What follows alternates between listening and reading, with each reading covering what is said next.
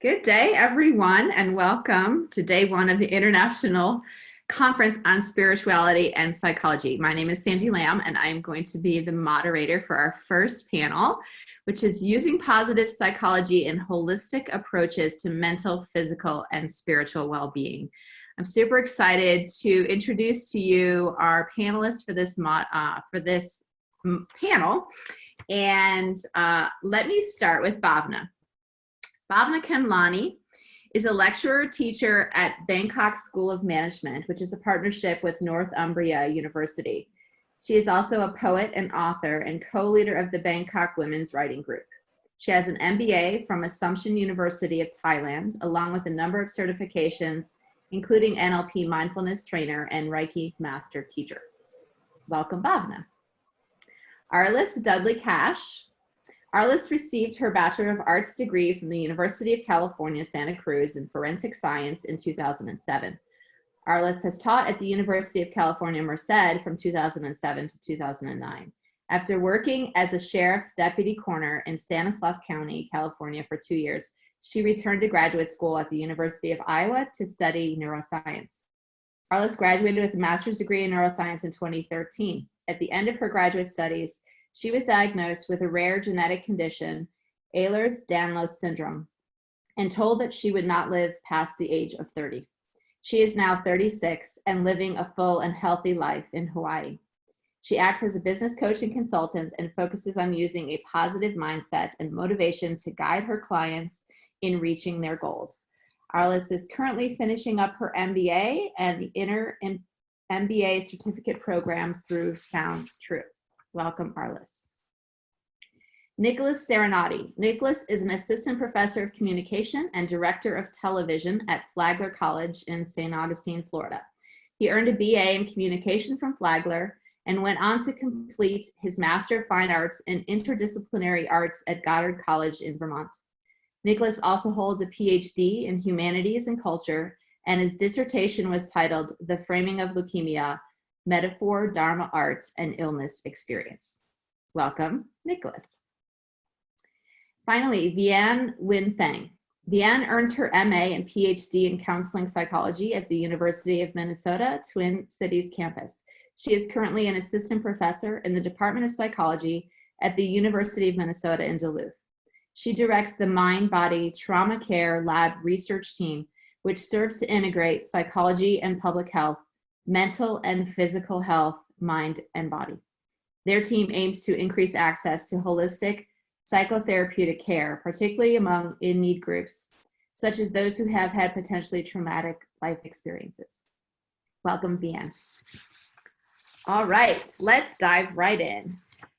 A holistic approach. A holistic approach means to provide support that looks at the whole person, not just their mental health needs. We are looking at them, the support, and considering their physical, emotional, social, and spiritual well-being. Would you please discuss your perspective on the connection of healthy body, healthy mind, kind of the mind-body-spirit connection, if you will? And Bhavna, I'm going to start with you. Sawadee ka and namaste. I hope everyone can hear me. Okay. All right. So there's a very, I would say a very strong connection between mind, body, and spirit, because the way we think that our mind, body, and spirit is actually separated, but it's not, because we are like 3 different brains or 4 different brains functioning into one body. So when it comes to mind, body, spirit, we have a very strong connection with emotions. We have mental, emotions, physical, and spiritual. So in time, what happens is that whatever in our journey from childhood up to our adulthood, we are having all these kind of thoughts and processes and experiences that kind of like become part of our cell system. So eventually, when we are growing up, we need to like reprogram, we need to understand different experiences in life. But if we don't take care of our well-being, what happens is you can have physical and emotional blockages. That gets into your, spiritual system, because at the end of the day, you cannot function. It gets in the way of the way you think, It gets in the way of your personal life. It gets the way, it can also cause blockages, and you can become sick that way. However, it also kind of stops you from making you a limited believer. So, you know, you have to unblock that. And that's why I would say that there is a very strong connection with all of that, with your, so that you can function with your everyday life. And we must not understand that all of this is connected to our cells, our DNA system, and our chakras. So mind, body, spirit really plays an important role, and it's not separated. It is actually one simple system in life that you kind of like break it down as a process. It's like a journey within. Thank you for that. I love what a great way to end. It's like a journey within. It's like one system. Good segue. Arliss, same question for you. I really resonate and appreciate those thoughts shared. There is absolutely a direct connection between mind, body, and spirit. And one of the things as a neuroscientist that I love is that research is really catching up with being able to see this connection in real time. You know, I think about the research being done by Dr. Andy Newberg or Elizabeth Blackburn, and how they're seeing how our discussions inside of ourselves, or the way that we're interacting with our body, can be related to how our brain functions, or even how our cells recognize stress, and then how they might have an impact on our DNA. So definitely a huge connection. I have seen it in my own personal health journey as well. You know, taking a holistic approach to my health, not only addressing my physical health concerns, but knowing that it's how I interact with my mind, how I'm interacting at the spiritual level, and how that relates to how my health is expressed. And I believe that I believe as I receive. And so as I move into these more positive aspects in my brain, in my mind, and in my spirituality, I see that reflected in my physical health. Thank you. Thank you, Arliss. I see we're going to have a bunch of one-liners today. I believe as I receive. Wrote that one down. Somebody capture that in the chat for us. Thank you so much. Viann, same question for you. So I definitely agree what has been said in terms of the intersectionality between mind, body, and spirit. I think they overlap in different ways too. I think they all overlap. And I think the idea of spirit, whether that's something that's all encompassing or something that lies at the intersection of mind and body, is really up to the individual in terms of how they define that for themselves in their own lives. And I think a reason why they might be viewed as separate is because our minds, like parsimony, we like to keep things simple and categorized and in boxes. And that's reflected in how the silos of academia, just the idea of mental health being separate from physical health, that medicine and healthcare relate to physical health. And then you have to specify when you're studying or serving in the mental health field. And I think just even with COVID and having frontline workers, the mental health aspect, like I've been questioned, oh, is that frontline workers? Do I count? Am I a healthcare worker? It's like, of course you're a healthcare worker. Like without the mental health part, how can people like return to work, do their jobs, have quality of life? And I think another aspect of academia too are these like standards of what counts as like gold standards for research, and not a lack of integration of different ways of knowing, indigenous ways of knowing, knowing from different cultures aside from this like empirical best practices, quote unquote, standpoint. So yeah, so I think they're definitely all connected. It's just how the work is currently presented in the world that leads us to believe otherwise. Thank you for that, Viann. I loved your comment on how really it is individual, right? We all define what that looks like for ourselves personally. And yeah, I really appreciate that perspective. Okay, Nick, last but not least, your thoughts. Well, thank you. And I think that this is a terrific panel, and this is going to be a really important discussion for the conference. And our panelists thus far have really pointed out, as you noted, Sandy, about these taglines that really kind of give us a very broad yet a very poignant idea or way of thinking, or even metaphor to kind of utilize as we kind of approach that relationship of our mind, body, and spirit. And I think it's really also important that in academia, that we do the work to educate young people in the stresses of the world, but also giving them tools on how to handle this. And it might be kind of disguised as particular practices, some that, I'll speak of that I do as well, and some that are also, very well-known practices aside from just meditation, but certainly equipping young people and older people with ways to kind of navigate certain traumas, life experiences, struggles, addictions, all kinds of mental health, whatever the case may be. There are these processes. So I think it's really important that we find ways that we can do a practice that will not only connect our mind to a physical action, which then will connect our body, but then its effort or its intention is to purify our experience, give us clarity or knowledge into what we're examining and thinking about, and of course, hopefully bring us toward a closer place of healing. And that's really critical work. And I think there's so many people that are doing like-minded work all around the world. And again, it's why it's important that we have these particular conferences, because we can bring this thinking together. And as we disseminate this information out there, people will then become equipped, have ideas, be inspired, be empowered, and hopefully utilize some of these ideas in their own life, and hopefully, move the world closer toward healing.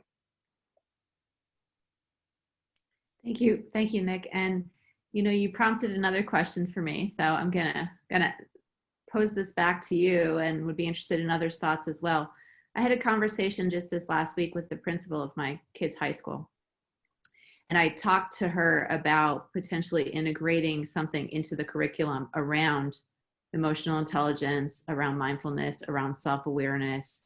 And so my question to you is, how can we, I know you're teaching at the university level, but it occurs to me that we can start educating so much earlier on this subject. What are your thoughts on how we could potentially find a way to either put it in the curriculum or start teaching earlier on this subject? So I think we're really in a very important time in, I think, our global education. I think a lot of areas of the world are looking for new but also simplistic ways of, I think, deepening people's understanding, especially young people when we think about them, in ways that they can be mindful, that they can address their stresses, that they can understand who they are, that they can cross bridges of, identity confusion and just try to figure themselves out a little bit. I know practices such as, at least what I like to employ and speak about at the university level, certainly is image making, in particular, whether that's in video or in photography. Poetry is a big thing as well.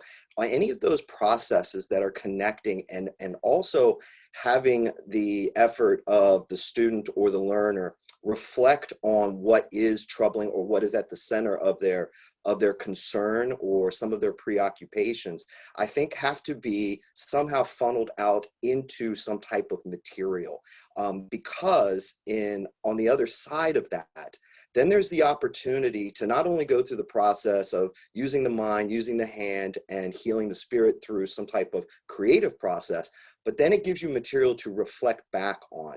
And there, new knowledge, wisdom, a better understanding of the self can really truly emerge. And I do think that these are practices that we can put into all levels of education, of course, along with media literacy, financial literacy, which I know that a lot of the schools kind of are very weak on. I think there should be a space for spiritual literacy, creative literacy, whatever those practices or however we'd want to frame them.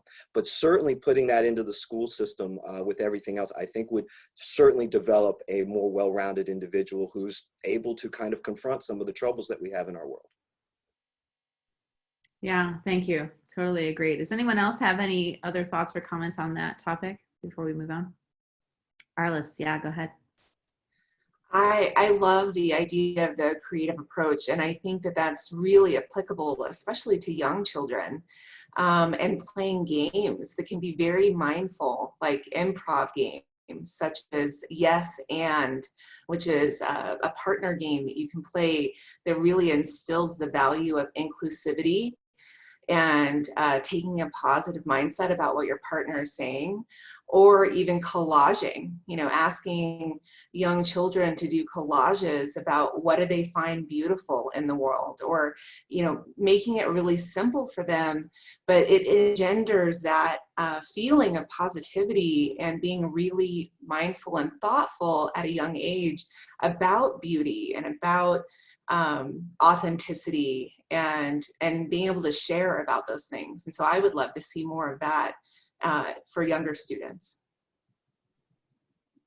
Thank you, Arliss. I have a daughter who's started as a freshman in college, and she's taking a studio art class right now. Not sure where she gets the creative genes. It's not from, definitely not from me, but I can tell you her whole mental well-being, her whole perspective, her whole approach to her day is so different just taking this course right now. So creativity has certainly been an outlet for her, and I'm sure is also an outlet for other students as well. Anyone else? Yeah, Bhavna. I believe that, you know, creativity is very therapeutic and it just sets people free. So at that point of time, you know, it doesn't have limitations. You can even, like, children, even young adults at university, even at high school, or, you know, children can always create their own vision board, and they can create their own gratitude journal. I think gratitude journals on what they are actually like, what they're grateful for, what makes them happy, what is good news to them.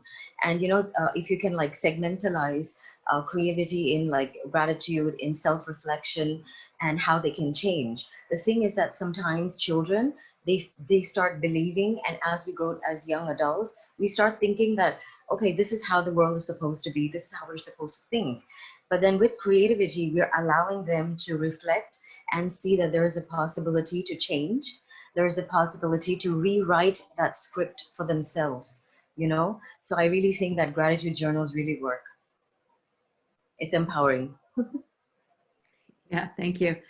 I I made a comment on the last panel about how you don't think that your children are listening or watching, and they are. And as a parent, about a year ago, my freshman in high school, I walked into her bedroom, and hanging above her bed was a vision board with all kinds of affirmations on it. And I was like, it just blew me away. I was like, wow, she's actually paying attention and listening to what I have to say. So yeah, that really resonates with me as well. Viann, did you have a thought before we move on?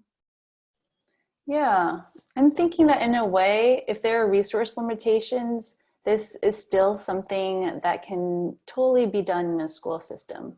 Because in a way, we don't need to change what is currently there if there are resource limitations, but just needing to shift our mindset.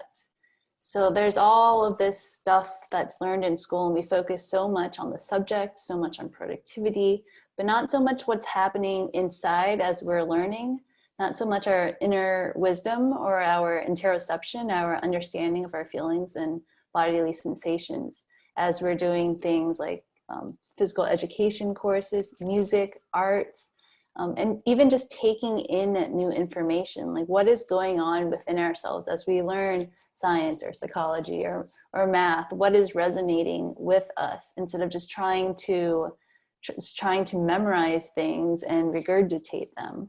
So are we really letting things digest, or are we just regurgitating? That was a weird thought that came to my mind.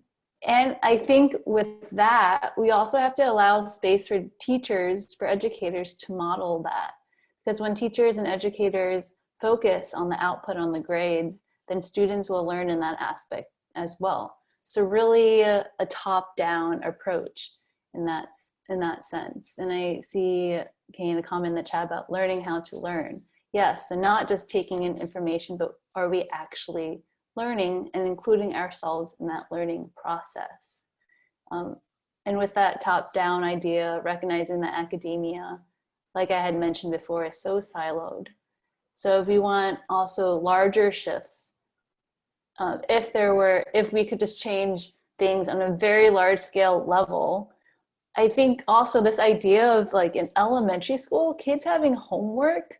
So like we teach self-care, work-life balance, but that doesn't even happen from elementary school. So just some food for thought. Yeah, that's a great point, and we might come back to that thought as well. Yeah, and I appreciate your perspective, Viann, and I'll probably reach out to you afterwards to talk about potentially some more strategies. They are offering a course at the high school that my daughter signed up for as an elective called Mindfulness and Self-Awareness. So I'm hopeful that they're open to that and recognizing that it is something that our students need to be educated on earlier in life. Okay, I am currently reading a book called Green Lights. I know Lynn has read it as well, by Matthew McConaughey. And he talks in his book about one of his mantras in life is just keep living. And it's LIVIN. And he says there's no G needed because life is a verb. And I love that. So it occurred to me as I was reading this and prepping for this panel that oftentimes it takes something in our lives to sort of shake us up, wake us up, if you will. Some trauma, potentially experiencing death of a loved one or something like that, that gives us that wake up call to the importance of our self-care, to our body, mind, spirit care. So what would you say to somebody out there listening who's waiting for that thing to happen before they start? And let's start with you, Arliss. I would say, don't wait. Please don't wait.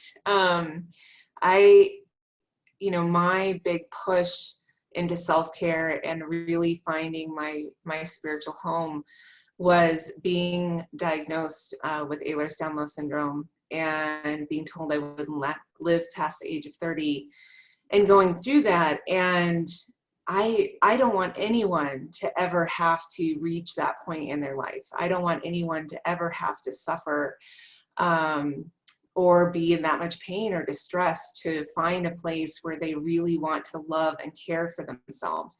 We can choose to love and care for ourselves and be gentle and kind now, today, without any type of impetus. And I really wish that I had. I love that I have a story to help inspire people, but if I could go back, I would have started earlier because this time on earth is just so precious. And time is really the only thing that we have. And I can tell you from my experience that the more I love myself, the more I dig deeper into my spiritual connection to the universe, the more joyous and bright and fun my life is. And so start that today and don't be afraid to just kind of gently dive into it. Be curious, figure out what works for you.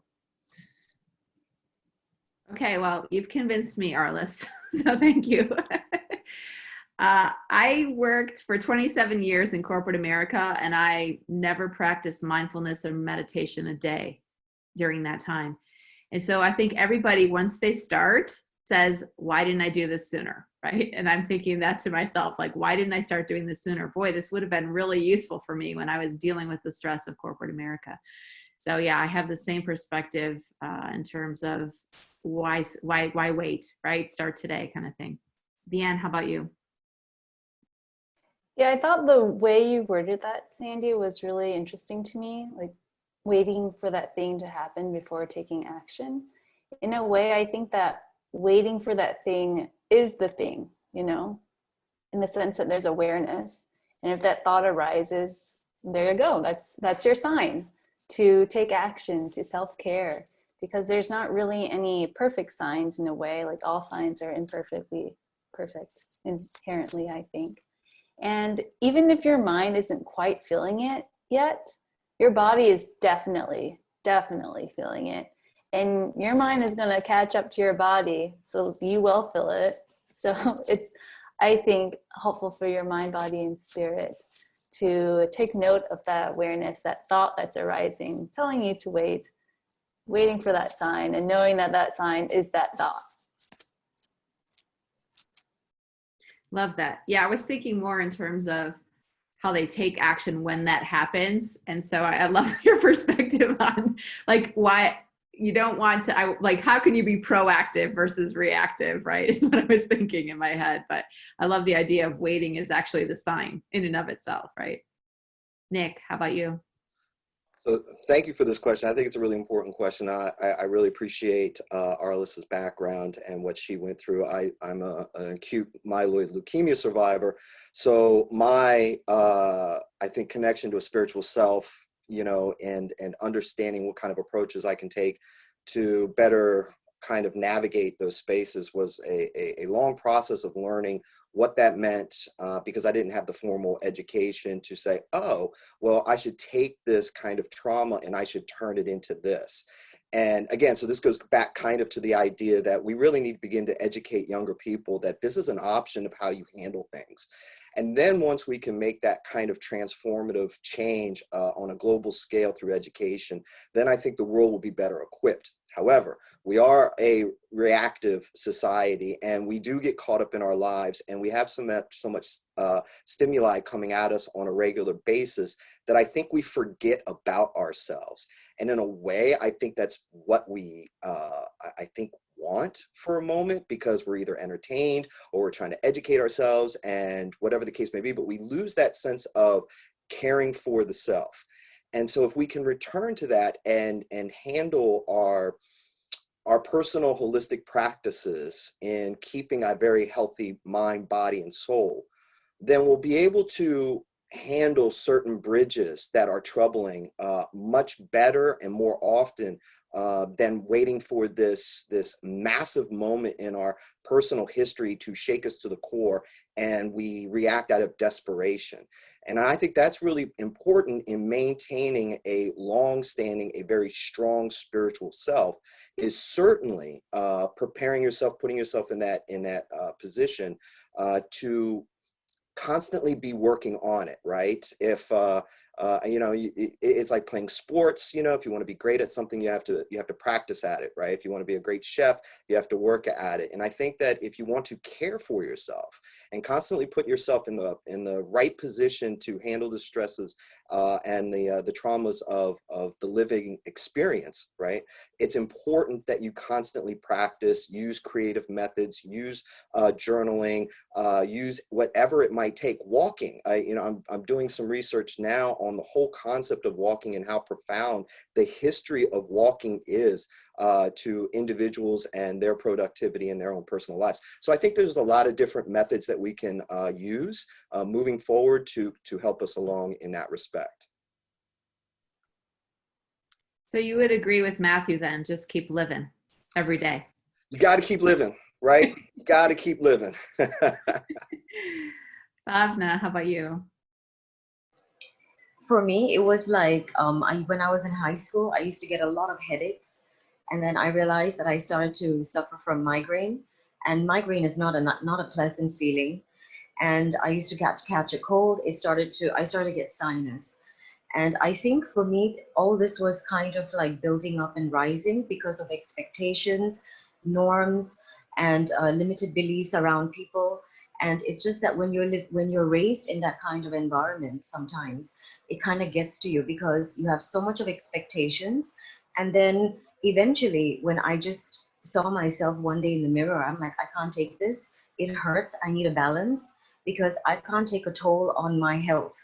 So I started meditating, and I've been meditating for 15 years.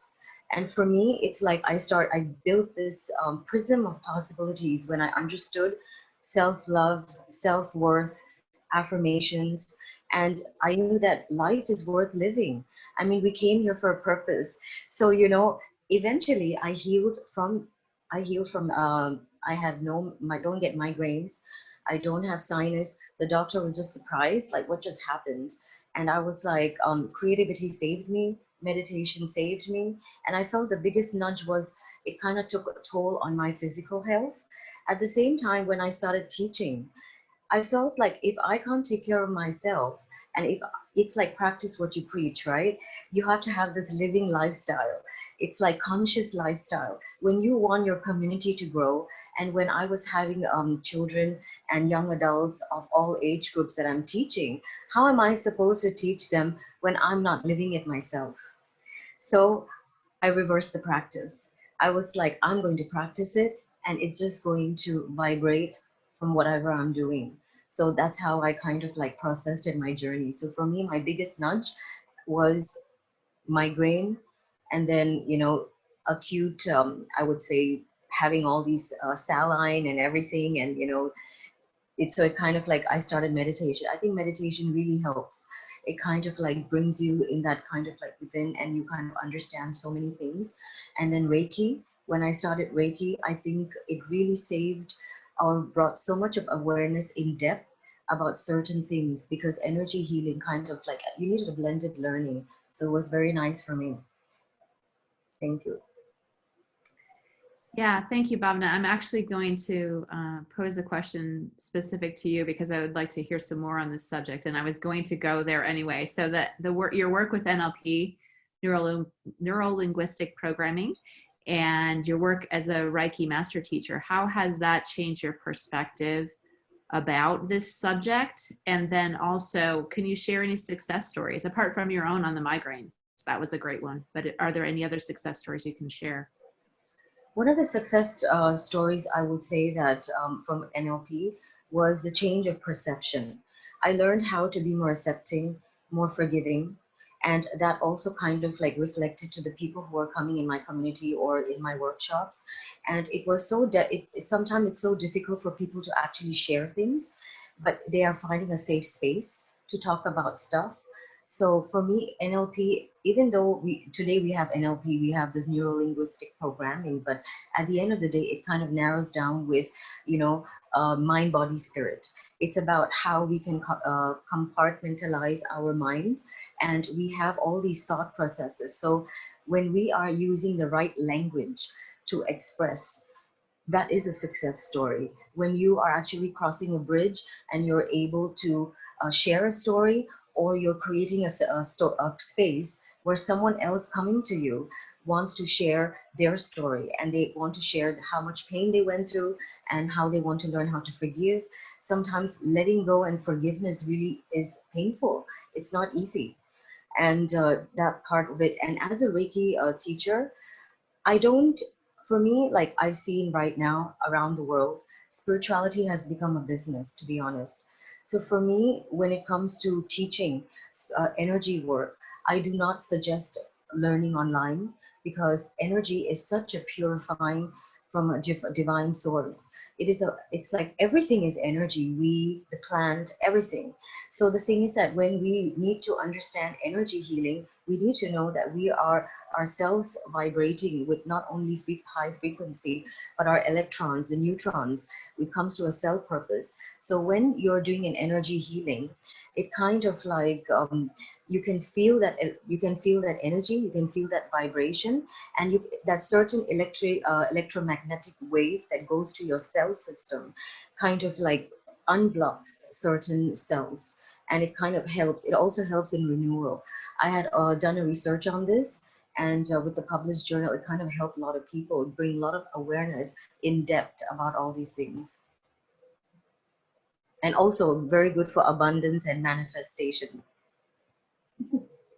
Thank you. Lots of benefits there. And actually, as you were talking, I do a lot of work on leading with emotional intelligence, and I was hearing a lot of that happening too, like the idea of forgiveness and empathy and how all of that really ties in together. So it's interesting that you made a comment about how you don't think, spirituality shouldn't be a business, right? It shouldn't be about taking an online course.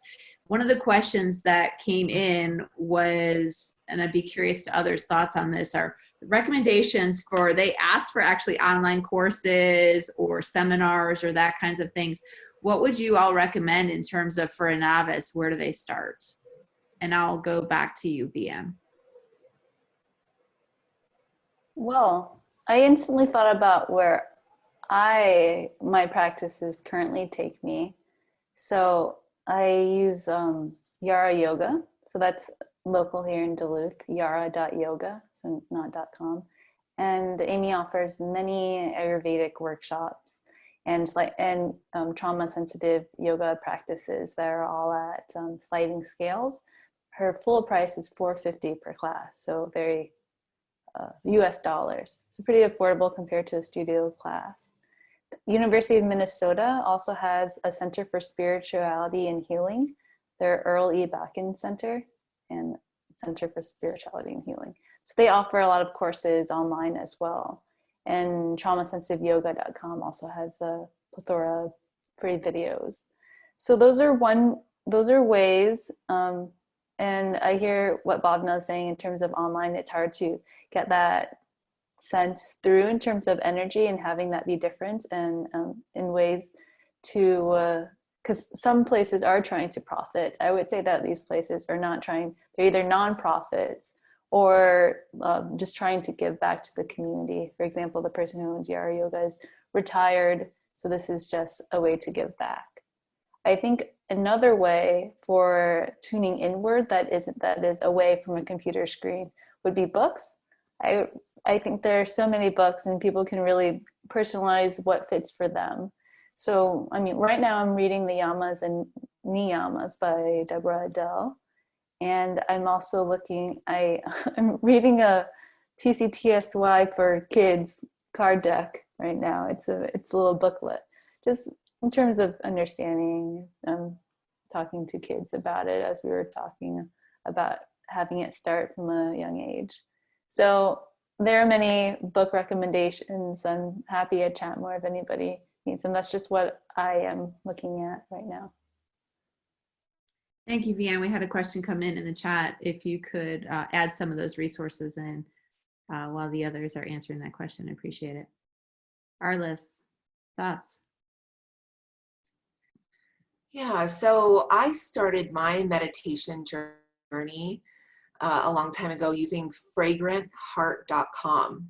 So it's a free site where there's literally dozens of meditations, guided meditations that are posted, and they're all free, and they range in time from just a couple minutes up to, I think, half an hour or more. And they have meditations that are specific to different topics too. So I really enjoy the ones of getting connected with my body, feeling that connection. So fragrantheart.com has been a resource that I've used for a long time, and I still use it. And then the other one that I would say is Coursera.com. So that's an online platform as well that has free classes. It even has the most popular Yale class on how to be happy up there. And you can take the whole course for free, or you can pay a very small fee to get a certificate if that's of interest to you. One of the things that I really enjoy about that is that many of the courses are a little bit interactive. Which is hard to find in free courses. So you can interact with other students and give feedback on papers if that's part of the course. And that allows for that dialogue and that opening up to other ideas, which I really, really appreciate. So I always recommend starting off with something that is really inexpensive or free to figure out what works for you. Right now, I'm taking a couple of trainings through Sounds True. And I'm really enjoying them. I'm doing the Inner MBA and the Mindfulness Meditation Teacher Certificate Program. And so far, what I loved about it is that it is highly interactive. You know, you're required to go to group sessions. They're having live events all the time where you can get on with mentors or professionals in the field and ask questions. So I really enjoy that as well. So those are the kind of levels, but I would really recommend starting off with something that is gentle and inexpensive and see what you enjoy. Thank you for that. I really appreciate that perspective too, Arliss. And I love that there's interactive options, you know, that are affordable.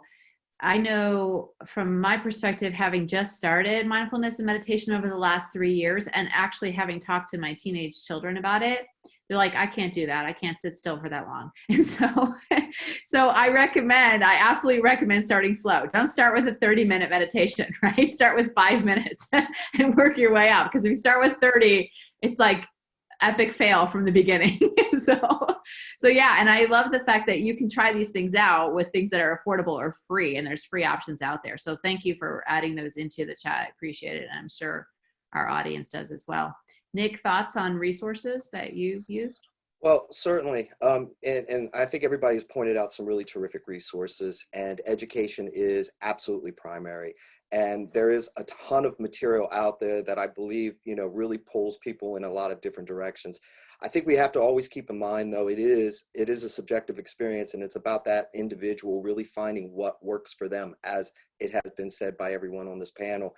It's really important that we don't get lost in the material too much, but we use the material to educate ourselves and to build knowledge, but then we have to put it into practice. So I'm currently developing a particular creative class here at the college that I hope to submit.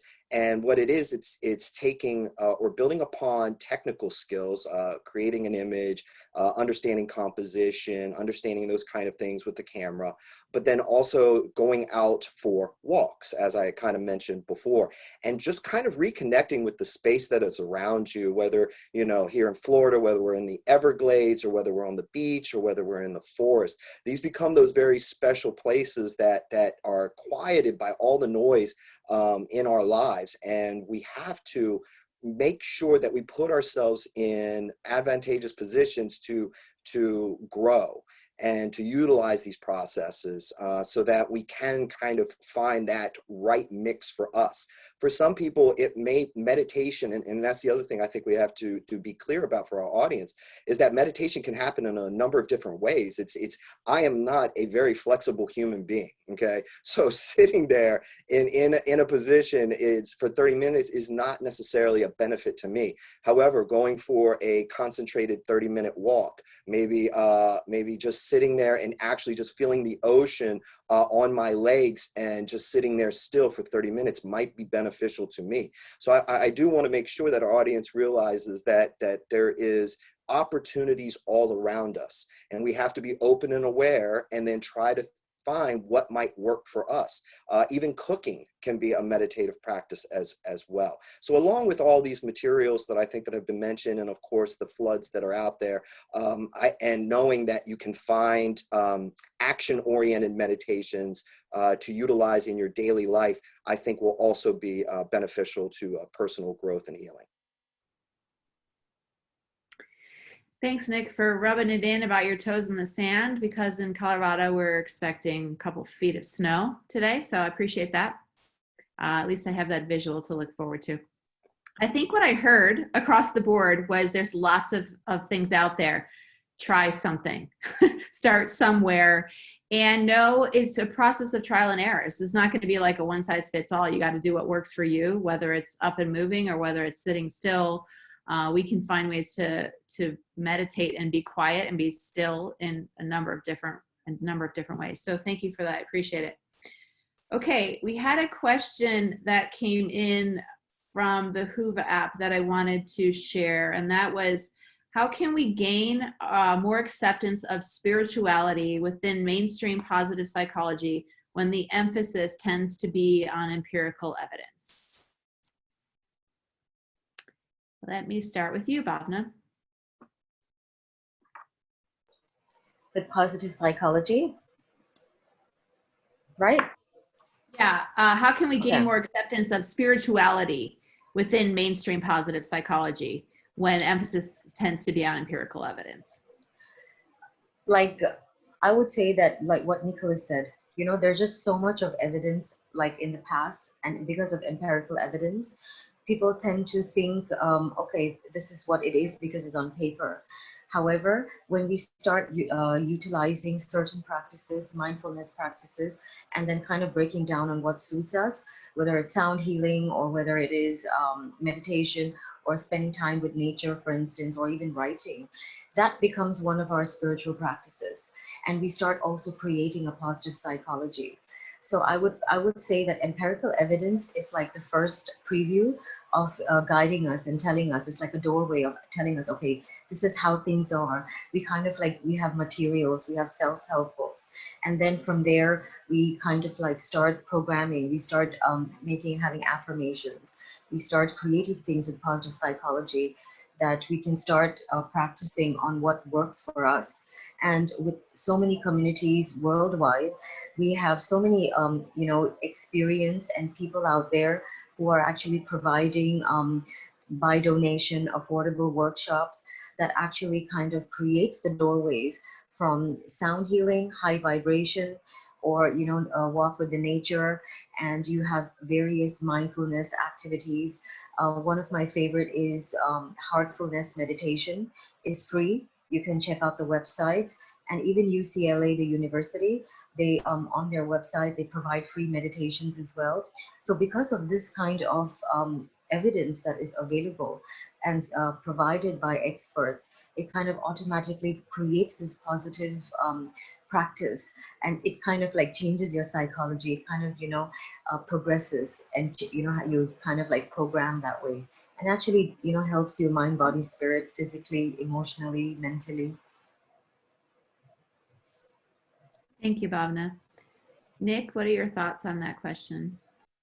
Thank you. So, I think that we're in a very interesting time to where, the power of psychology as a field of study and its impact on the world, right, historically, is something that, has to kind of be chipped away at in terms of kind of getting a fair measure with the study of spirituality as being a reasonably comparative source. So I think the evidence is building. I mean, we have programs in prisons, we're building programs in school systems, and we're starting to see mass shifts and changes in this positive holistic approach to rehabilitation, to strengthening mindfulness, and strengthening the spirituality. So I think the evidence is building, and I think that we're kind of swelling with enough movement by individuals who believe in these philosophies and these actions,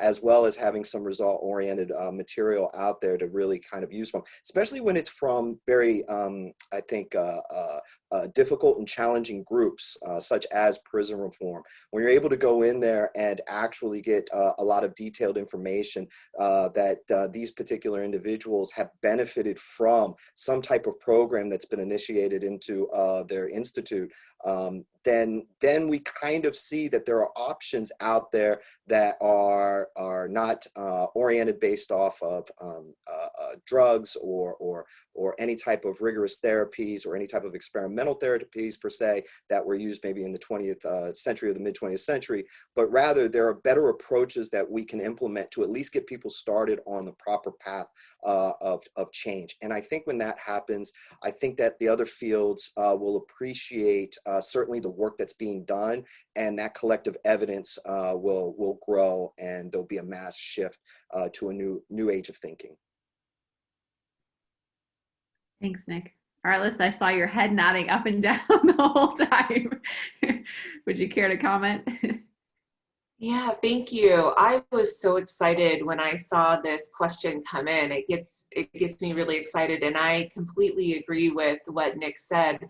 I think that we are in this really awesome and amazing time where research and empirical evidence is being married with spirituality in a really beautiful way. And in fact, in the neuroscience community, there's a whole branch of study called neurotheology, where they are looking at the specific connection between spirituality and our brain functions and how that affects the rest of our body. And so with seeing that specific focus come up in neuroscience, I really believe that in the next 5 years, this type of research is going to be so highly published and out there in the world that we're not going to have to look for new ways of empirical evidence or trying to convince somebody. It's really going to be popularized because the research is being done now.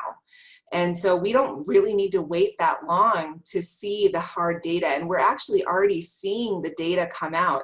I remember reading about a research study when I was in graduate school of a group of people that they had, that they asked to just consider the concept of God while they were having a brain scan, and just seeing how that shifted their brain from the stressful areas of their brain to the parasympathetic or the restful areas of their brain. That in itself is very powerful. And so as those studies develop, we're going to learn a lot more. We already know that the areas of the brain that are active in spirituality are the temporal lobe and the limbic system. And so as we dive into that deeper, there's going to be so much empirical evidence and data that we're not going to have to convince anyone anymore. It's going to be normal. Awesome. Thank you. I already told you, Arliss, I'm living vicariously through you, because secretly I would have loved to have gotten a neuroscience degree. Okay, Viann, you and I spoke on the WELEC conference, and I was introduced to your mind-body trauma care lab for the first time. So I'm curious, from the perspective of running that lab, what are your thoughts on the holistic approaches that you all use as part of the work you do there? Yeah, well, my thoughts on it are positive, I suppose. So I think it speaks to the lack of, even though I think we are all sold here in terms of the connection between mind, body, and spirit, I think that it has not quite reached systemic levels. So I think of change coming, these larger shifts, as Arliss is saying, coming from publications, which in a way are fueled by grant funding activities, which is something I also attempt to find my niche in terms of the grant funding arenas. Like, where does this really go? So even though NIH, the National Institute of Health in the United States, which is a major grant funding institution, even though they have a subsection for complementary and integrative medicine, it's not as though it's like a huge avenue elsewhere in order to find this funding, especially when we start talking about spirituality and thinking about how academics like to operationally define things. How do you operationally define something that you can't capture in any sort of concrete way, and something that's so individual for people? So I think something in the lab is, trying to bring that in a way that resonates with empirical evidence. And I think with that, we need to redefine what we consider to be empirical evidence, because 99% of psychology studies are conducted on weird samples. So weird being an acronym for white, educated, industrialized, rich, and democratic. So that is not the world that actually exists. So part of my lab attempts to engage more with the community and bring holistic trauma-informed healthcare to individuals who might not otherwise access it, because they do view it as something that's outside of themselves, something that is for quote unquote weird samples, which has really become the academic norm per se, and kind of the face for holistic healing, for yoga. If you just Google the word yoga, you'll see images, and pop to Google images, you'll see images of people who look very similar to each other in size, shape, color, appearance, what they're wearing. So yes, I can only hope and aspire to integrate that more in my work. Wow, I totally love that. Redefining empirical evidence. Anyone else on the panel have a comment about what Viann just shared? I'd love to hear your thoughts on that as well. Bhavna? It's so true that there's been this transition and, reinventing empirical evidence. And this has also shown that a lot of people in the working field, it's not only about the academia, it's also about people who are working in, and people at very high positions. They are realizing a lot of the shifts and changes that needs in the communities. So even hospitals are actually realizing this. They are actually redoing a lot of new researches to come about to understand that how this can actually shape the community, how holistic approach is actually very much different from just medicines and yoga and even like calming the mind, because when it comes to digital stress today, when it comes to all the balance between work life or education, a lot of people are just wanting more and they just want too many things at one time. So this what Viann is doing for her lab and creating all these new researches really helps in shaping up this better tomorrow, and it's already starting, so it's really good. Yeah, and I'll jump in real quick if you don't mind, Sandy. I think that there's Go ahead. some, like everybody's pointing out, there's a lot of opportunities out there. I know that, personally in kind of finding my niche in this field of, working outside of, image creation and storytelling, and then realizing that my preoccupations fall into illness and trauma and spirituality, that I had the opportunity to kind of work in the vein of medical humanities, which we've kind of all touched upon. And institutes like the Mayo Clinic have put together particular programs. I've had the pleasure of coming out and speaking at some of these events about training our physicians as well as staff on some of the spiritual complexities or troubles that the patients are having, and putting them through similar processes that are being utilized to help deal with these traumas, as we kind of spoke about earlier, whether it's creative writing and poetry, whether it's walking, whether it's yoga, whatever the case may be, and putting these physicians to kind of in that position so that they can begin to understand and improve that doctor-patient relationship that I think classically has always kind of been thought of as being very, very, broken and not necessarily very connective. And so there are those movements, and it's really important that we continue to contribute to all of this information, that labs that are out there doing this kind of work and finding this evidence, that training is happening at medical schools across the globe, so that we can really humanize our thinking in all of the different academic areas to kind of reinforce what our hopes and dreams are as having a better human experience. Thanks, Nick. I mentioned in your intro that you're the assistant professor of communication and the director of television at Flagler College. And so in the interest of educating others and sharing your experiences, can you share with us your thoughts on art filmmaking as it relates to being a spiritual process? Ooh, so I'm going to have a wonderful opportunity to speak about this tomorrow. So shameless plug. I hope everybody can kind of make it to that presentation, because I will have a body of work to screen that is kind of the evidence or result oriented from that.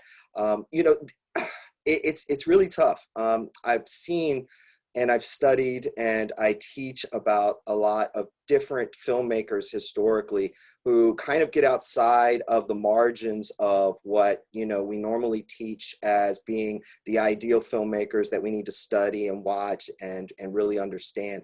And there's some brilliant filmmakers out there that kind of deal with certain liminal spaces of our lives. Now, of course, they're not all necessarily dealing with spirituality. Some of them are like dysfunctions within the family or dysfunctions within society and blah, blah, blah.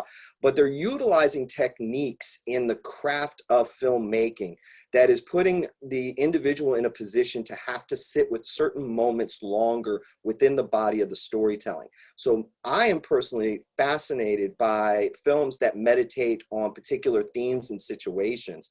And in doing so and in creating a particular pace and creative body of work to be experienced in that way, I'm fascinated by that relationship with the spectator and how we're putting them also in the position, regardless if they want to or not. And that's why I like film so much, to have to sit with this material, think about it, and in some cases, meditate with it. So the piece that I bring to the presentation tomorrow, The Structure of Illness Space, is literally a meditative film. What I hope is experienced outside of the discussion about it is that when people sit with it and listen to what is being said, they listen to the music and the feel, the vibe of it, that ultimately what they're doing is they are finding some type of center themselves within that body of work, and then contemplating whatever theme, preoccupation, or issue that we are examining through that work. So can a creative body of work, can something that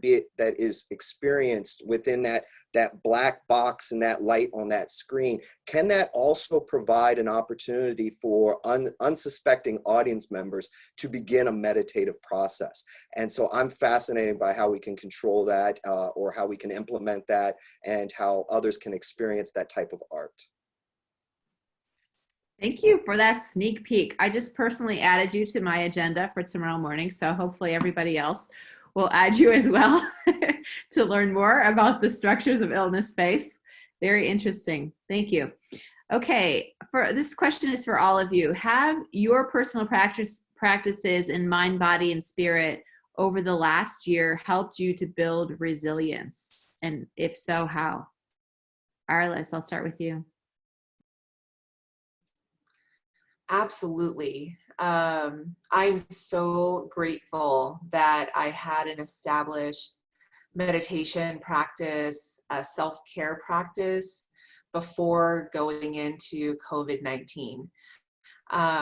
Because even with those things, there were definitely challenging times.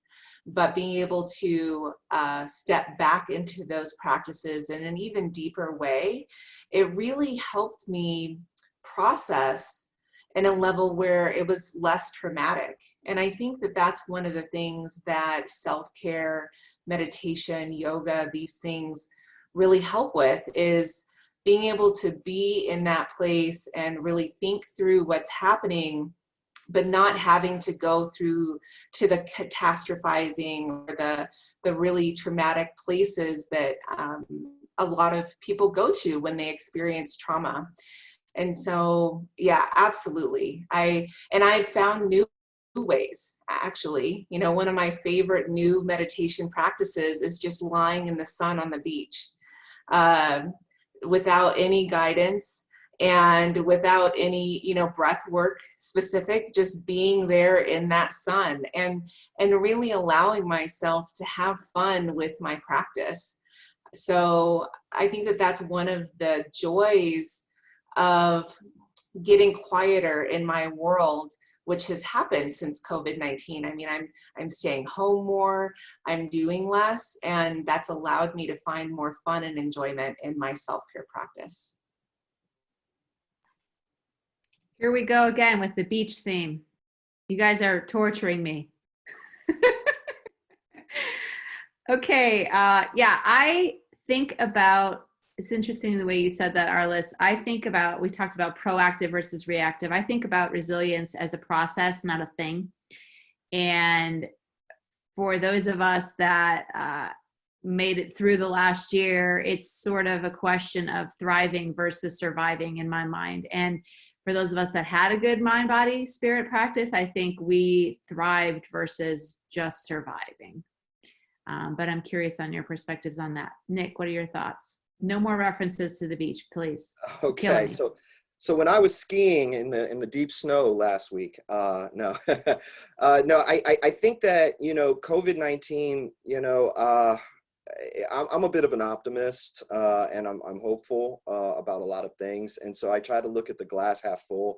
I think that it was a fascinating experience on a global level to be restricted the way we were and to be forced into situations to where we either had to confront the challenges of trying to survive in these environments or reinforcing our practices to thrive in these environments, as it has been pointed out.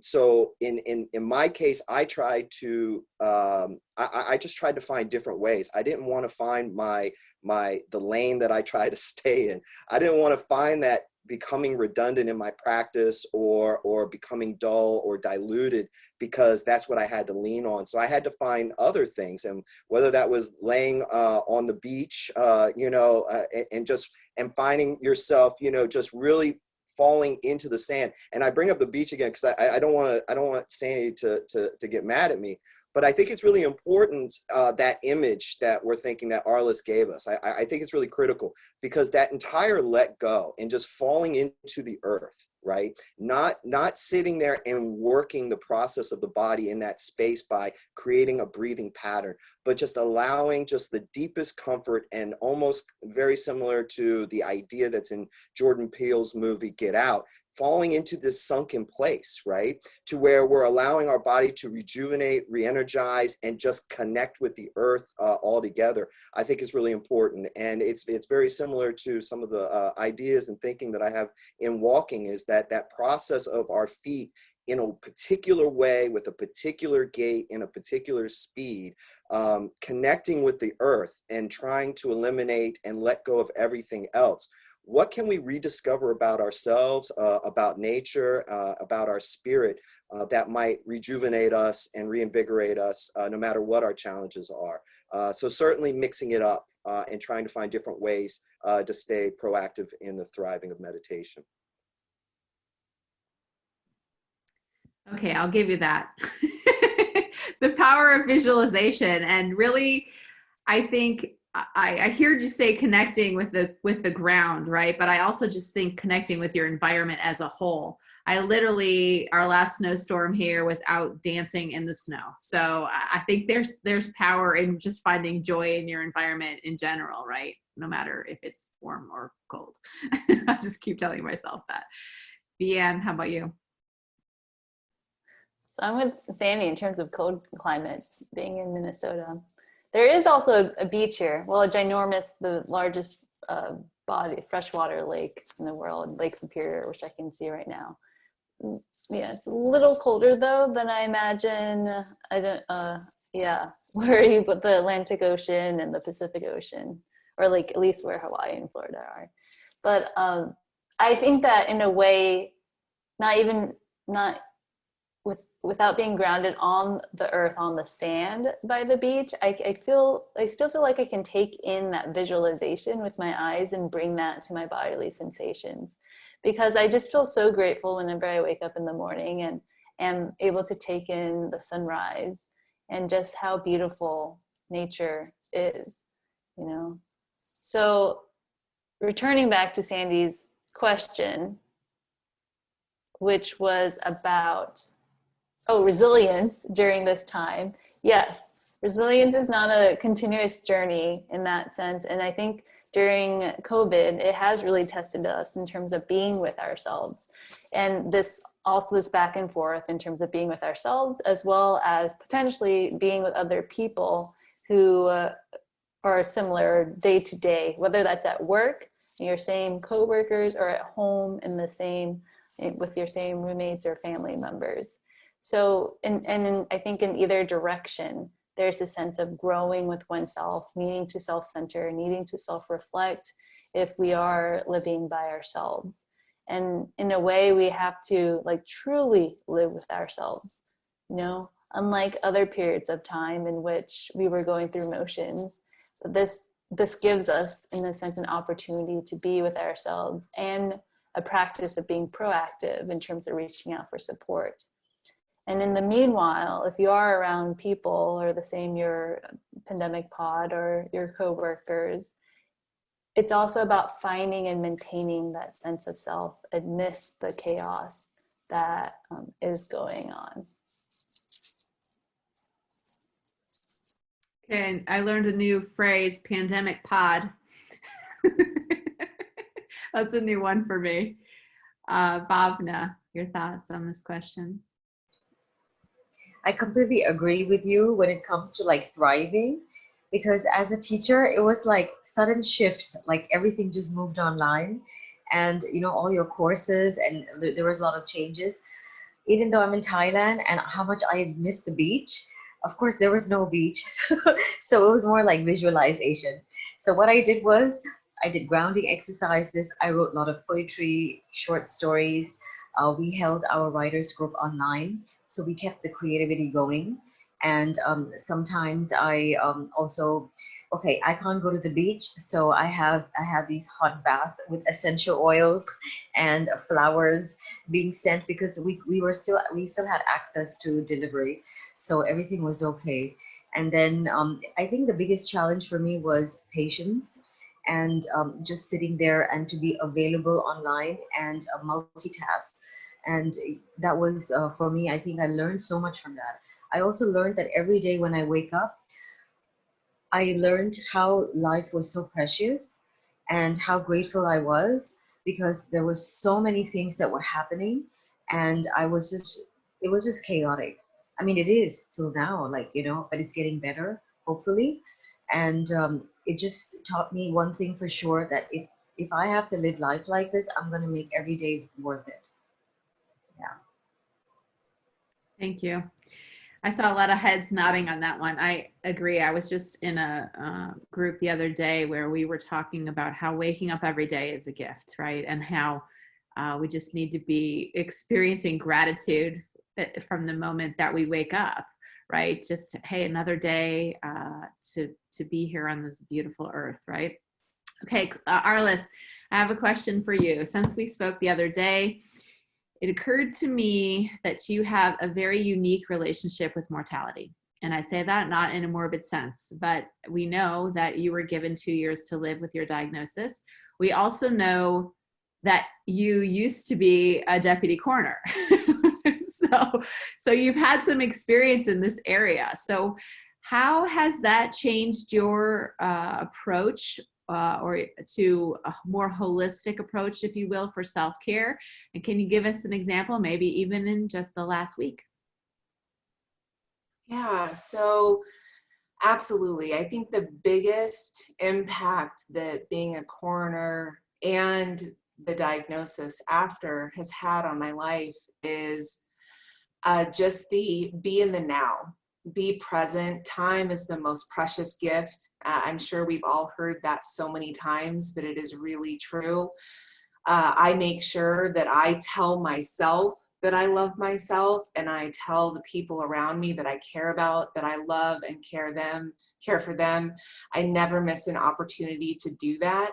When opportunities come up for self-growth or new experiences, I say yes most of the time.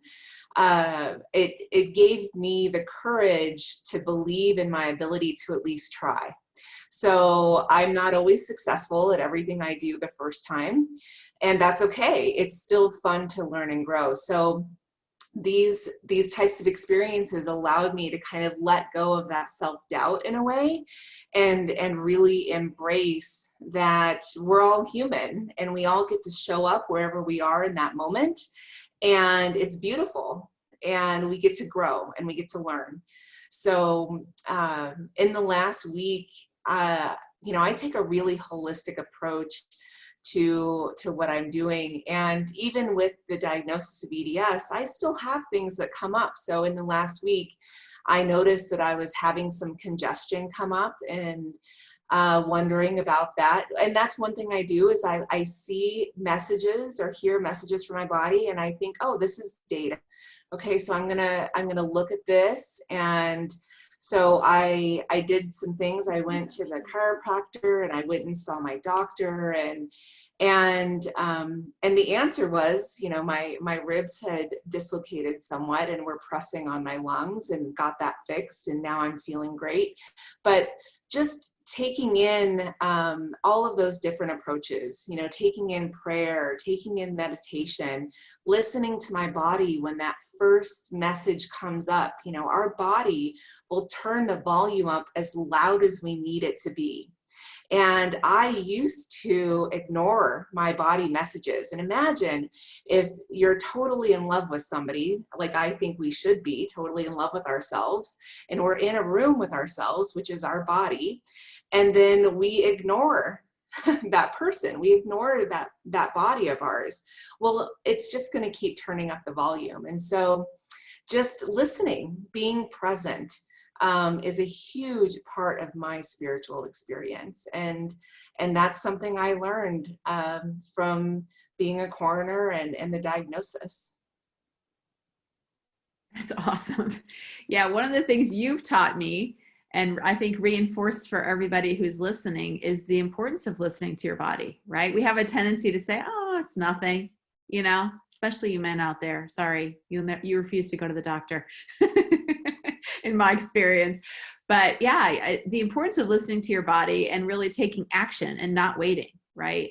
And also the other thing that I loved about your story and what you shared in the last conference was just knowledge is power, right? The more that you can educate yourself on your own body and your own wellness, the more you can talk to it on such a higher level, even with all the professional doctors out there, right, who claim to know more.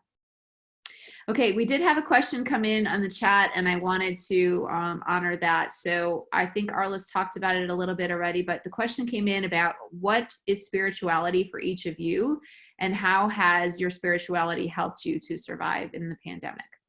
Nick, your thoughts? Whew.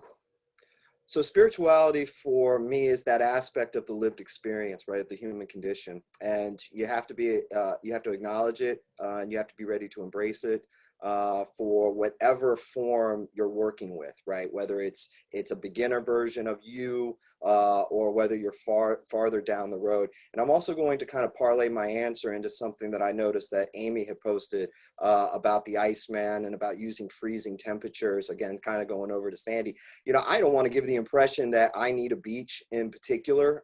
You know, and the reason why I say that is because I believe in the idea that you have to challenge aspects of yourself to be a better version of yourself. If you want to have a stronger mental capacity, you want to study, you want to read, you want to become fluent, you want to experience those challenges that will then grow that aspect of you. The same with working out, with walking to get into shape or lifting weights to get stronger. I personally believe that spirituality needs to be challenged on a regular basis in some practice, so that you are constantly working towards a higher level of the self. So personally, I'm really fascinated, and I'm gonna bring in the cold here. I'm really fascinated on doing a project or doing some work in the Arctic. I think that there's something there. There's that cold nothingness, right, that I think possesses a ton of information, and the physical challenge that it would put on somebody to endure, I think would root someone's spirituality that much further. So I'm fascinated by these kind of challenges that an individual can put themselves in to experience some type of trauma again, or some type of obstacle. And maybe that's me being really weird, that once I had a trauma and I went down a particular road and I found myself, you know, working in this vein and in this lane of trying to figure things out, that I actually need to recall those traumas so that I can still go up or go down that road of understanding what my or how my spirituality is developing. So I'm fascinated by work that does that as well. Yeah, thanks for that, Nick. One of the quotes my mother used to always say is, "That which doesn't kill you makes you stronger." And I think about that all the time, right? How when we survive and are on the other side of things, how it's such a unique learning opportunity and perspective for all of us to grow from that. Bhavna, what are your thoughts on spirituality? For me, spirituality takes me out of my comfort zone. It kind of like pushes me, you know. It makes me more aware about so many things, and like Arliss mentioned about listening to your body. So for me, when I started learning to listen to my body more, my thoughts more mentally, emotionally, that kind of helped me to become more conscious and not feel guilty about things, and not just having things pass through, but living every moment. So when I started getting more aware about situations, when I started getting aware about how to take control about situations, and to take, it's like, you know, like everyone hears this, to take your power back, and, you know, to have this nudge that you're not going to be in your comfort zone, but be more open-minded to learn. And like Nicholas mentioned about, he reminded me of how, like, at first when COVID happened, I was like, oh shit, now what's going to happen? Because we do so many things outdoors, and I like nature. I meditate at home, but then what am I going to do? It just kind of, I felt like a new vision board just came up in front of me. I was like, okay, this is what's going to happen. I'm open-minded now, and I'm inviting growth. So spirituality for me is when you just become this open person, become more aware, conscious, and you ask yourself, okay, what is it that would you like to do to live, rather than, complain about it? Because I just felt like complaining and, and bickering about it is not going to work. So, I started working and started creating things, and that helped for me. And then, doing grounding techniques and then all that kind of stuff. Yeah, thanks for that, Bhavna. One of my values is diversity of thought.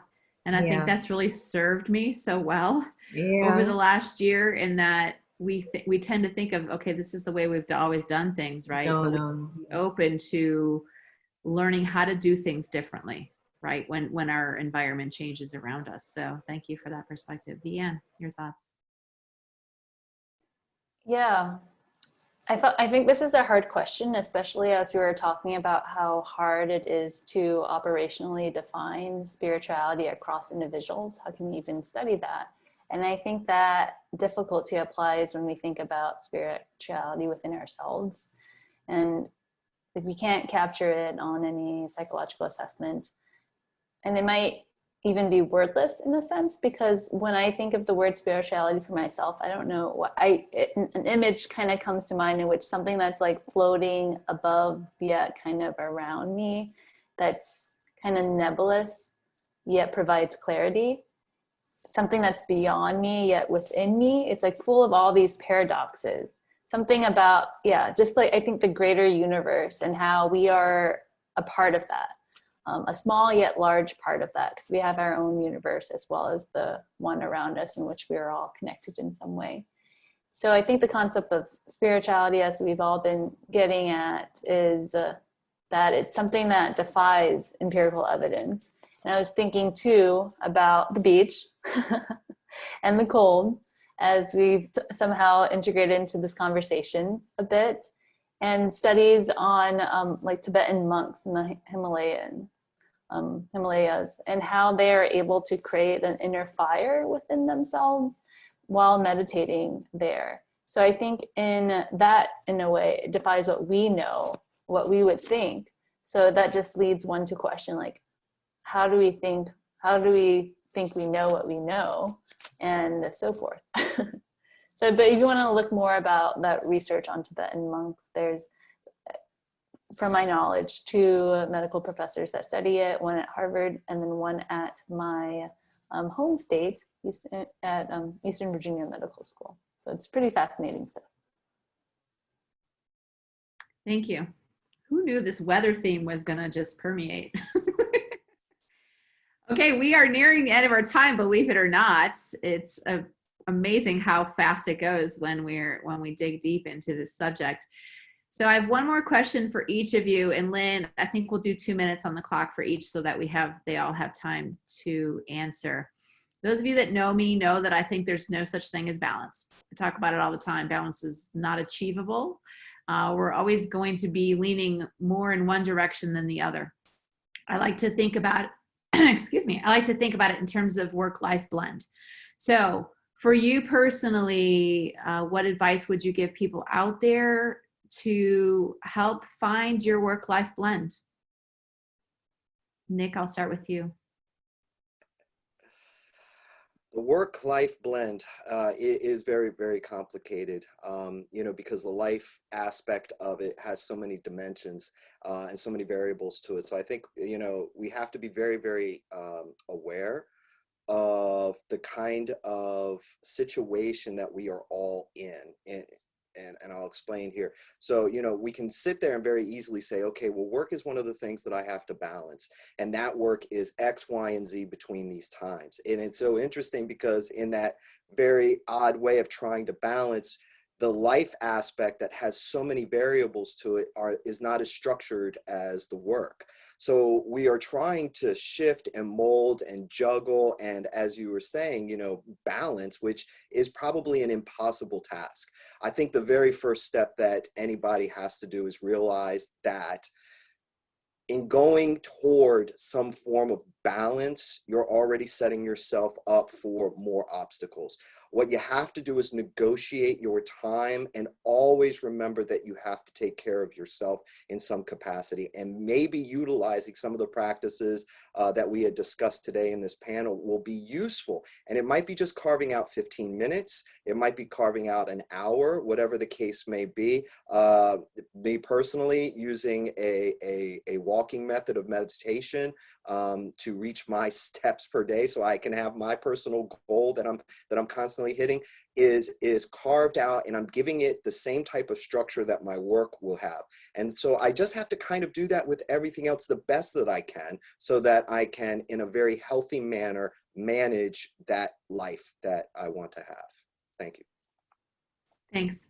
I often think we should call it work and non-work balance because it's all life, right? I mean, it's all life. And to your point, there are so many different aspects of that. The other thing I think is important that I say all the time is we make time for things that are important to us, right? We make time for things that are a priority. So working them into your schedule means that it's important to you. Arliss. I want to echo what Sandy just said. I would encourage people to make a list of the things that are important to you in the order that they are important, so you can get really clear about where you want to be spending your time. I think that that's one of the ways to kind of find this non-balance balance is to really figure out what's important. So much of our life, if we're not careful, we spend our time on things that really aren't important to us.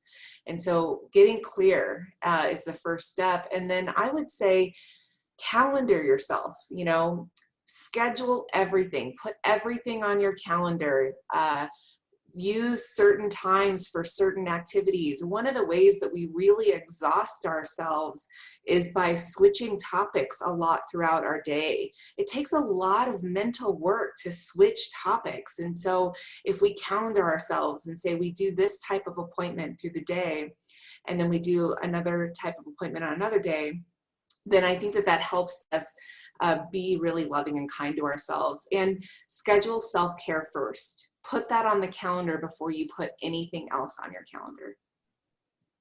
Yes, agree. Totally. Multitasking, not a good idea, right? Viann, your thoughts, and then Bhavna, we've got about 3 minutes to go, so a minute and a half each. I really like that term, work-life blend. It kind of reminded me of my second year in grad school when I was talking to my cohort mates and we were talking about work-life balance. I was like, what is work-life balance if work is life? That's not healthy. But in a way, it's kind of true. Like, work is a part of life. I don't know how we can differentiate those two. And we think of the idea of one's life work. So it's not as though we're saying that life is work, like something we're trudging through. But work also doesn't have to be perceived as something as we're trudging through. And to me, the underlying part of a work-life blend is values. So being in touch with what our values are, and then seeing how that kind of infiltrates itself into all that we do. You're speaking my language. Values drive everything that we do. I absolutely agree with that. Bhavna, your thoughts? For me, I feel like go with the flow, because when we are trying to control everything, you're just going to, jeopardize everything. Everything just collapses. It's like playing Jenga. So I would say it's better that go with the flow, wake up in the morning, have a practice. Just like you brush your teeth, give yourself 10 minutes, wake up, have a practice, breathe, have an intention, and it kind of reflects your whole day. And then prioritize, just like you're working, just take your practice together. So it's like a blend, it's an integrated system for yourself. If we think work is different, then it's like we're trying to separate ourselves, our DNA from ourselves. You know, it's something that we got to do. We got to work, we got to eat, we got to do it. So it's just part of our lifestyle. So if we just take it as a flow, as a journey, every day we got to do this, and we're just going to go with the flow and make sure that we're going to feel good about ourselves and, make other people feel good about themselves. I think that makes a smile to sleep before we go to sleep. Thank you all so much. We've come to the end of our time. I really, truly appreciate a special thank you to all of our panelists. What great perspectives and different perspectives you all brought to this. It was such a great conversation. And please, I encourage you all to continue engaging with the panelists through the Whova app. And we will see you in the next session. Have a great day.